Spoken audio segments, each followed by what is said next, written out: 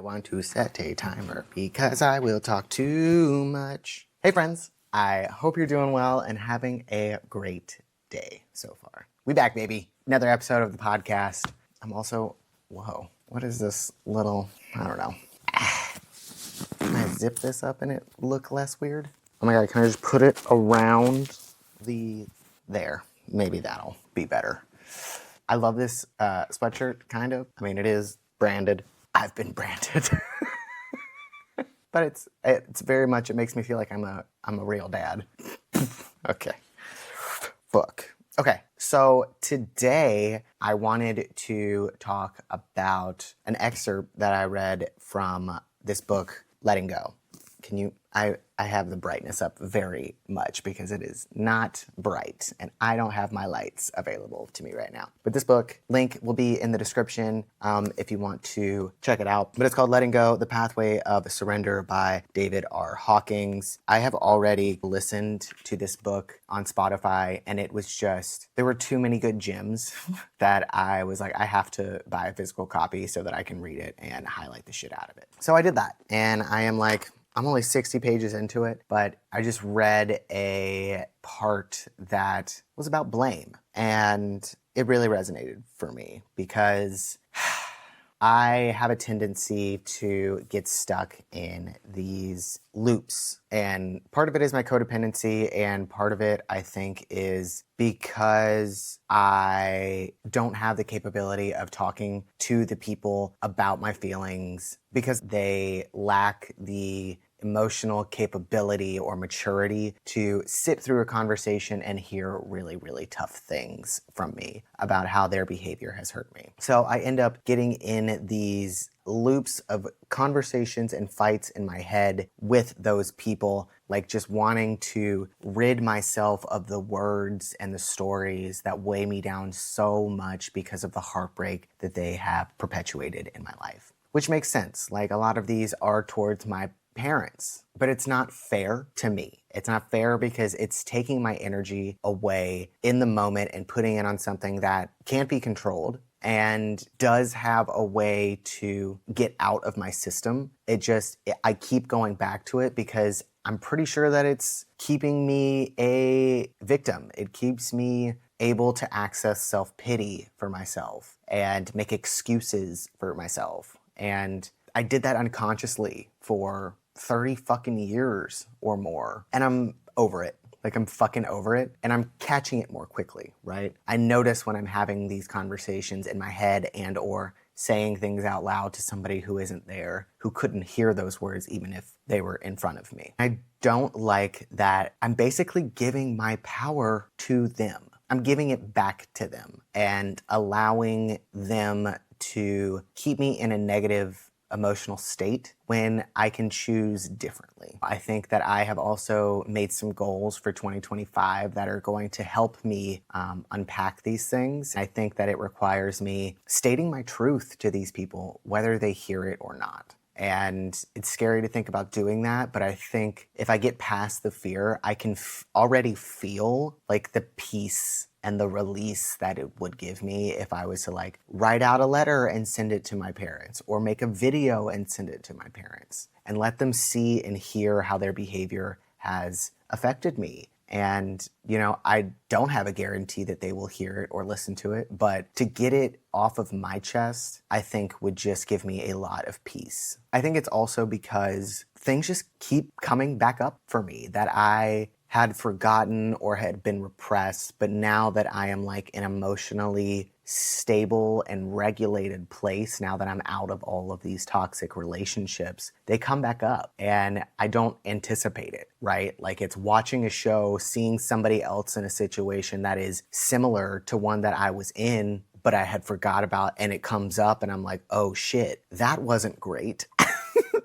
You know, so it's been interesting to try to hold on to the power that I have while also just kind of being randomly inundated with these memories that I had repressed or suppressed because I had to, because I was a child, and feeling safe and stable with a parent is more important to a child than trying to process what all is happening in these situations. So yeah, this book, there was a section that I just read on blame that I highlighted a few bits, and I just kind of wanted to share them with you because they were really insightful for me and maybe they could be helpful for you. So I'm gonna try to read just the sentences that I have highlighted, and hopefully there isn't missing context for it. One of the biggest blocks to overcome in getting out of depression and apathy is that of blame. Perhaps the biggest payoff of blame is that we get to be the innocent victim and the other party is the bad one. Blame is the world's greatest excuse. It enables us to remain limited and small without feeling guilty, but there is a cost, the loss of our freedom. Also, the role of victim brings with it a self-perception of weakness, vulnerability,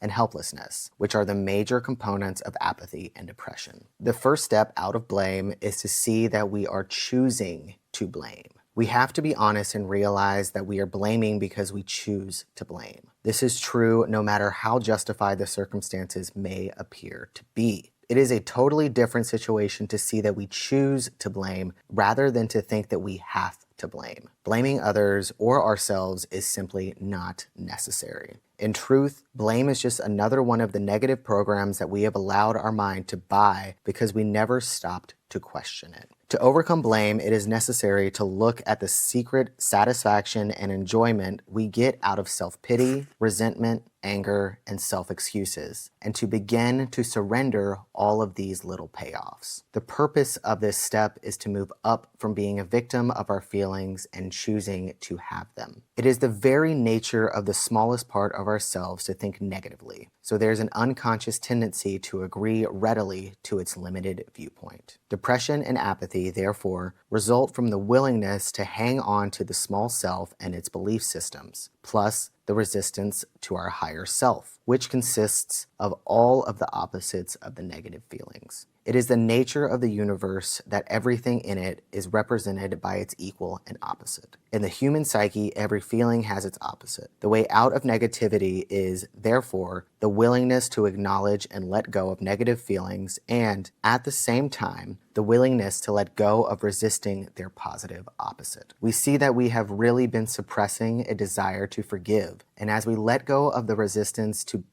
being forgiving, there emerges the willingness to let go of the grievance. As we do this, we stop identifying with our small self and become consciously aware that there is something in us that is greater. One of the laws of consciousness is we are only subject to a negative thought or belief if we consciously say that it applies to us. We are free to choose not to buy into a negative belief system. By refusing to accept the negative belief, it now has no hold over our own life. For negativity to apply to our life, we must first subscribe to it, and secondly, give it the energy of belief. If we have the power to make negativity manifest in our life, obviously, our mind also has the power to make its converse come true. Oof, dude, oof. So, I'm starting to sweat. And I'm starting to sweat because it's true. My body right now is telling me that that is true because I think that I'm starting to sweat because my body knows that that is true. My body knows that I am choosing blame, that I am choosing to live in this negative space because it's easier. It's easier to point fingers at other people than to point the finger at yourself and realize that everything is a choice. And I have been using blame as a crutch to not move forward, to get on the other side of this. I think that a part of it is like a fear that on the other side of it is freedom. And, I think a part of me is like, fuck, on the other side of this though, is the thing that I'm scared of the most. And that is not having these people in my life, like dropping them completely. For me right now, there is no on the other side of this is a better relationship because these people that I have relationships with don't want to change. They believe that it's best to stay the same. And with that, there is no wiggle room for the relationship to shift. And that scares me, right? Like at least if I'm clinging on to blame, I still have them in my life. And that's taking energy away from me that I could be putting into something else.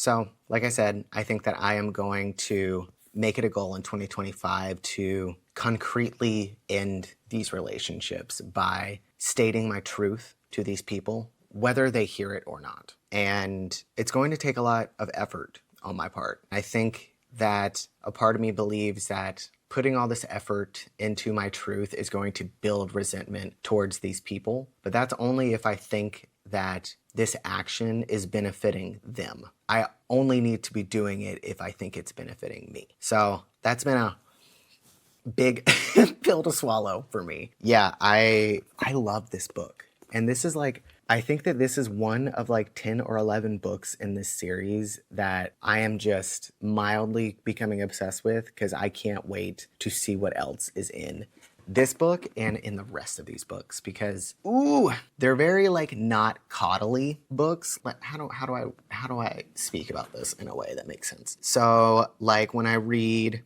like Jack Kornfield or Tara Brach or Brene Brown books, they hold you in a very safe and loving way. This book is really like a rip the Band-Aid off kind of book. And I'm starting to appreciate those more because that's the kind of like kick in the ass that I really need of like, I'm not going to softly explain this to you. I'm going to rip the Band-Aid off of like the reality of the situation. And I think that reading more books that are like this have helped me move away from my codependent need to be coddled and cared for when told very hard things. So maturity, ding. Nailed it. Yeah, so that's really like the big thing that I wanted to talk about this week. I'd love to know your experience with blame and if it's something that you've worked through and what was your process for kind of unpacking how you use blame in your life? Did you find any of these excerpts like revealing to you? Were any of them like, wow, yeah, that was a great one? Please leave a comment below and let me know what surfaced for you. I love having conversations about these kind of things. So drop me a line if you want to have a chat about it. Yeah, I think the only other thing that I have is I just want to let you guys know that I went and saw Wicked in theaters and I only cried 4 times.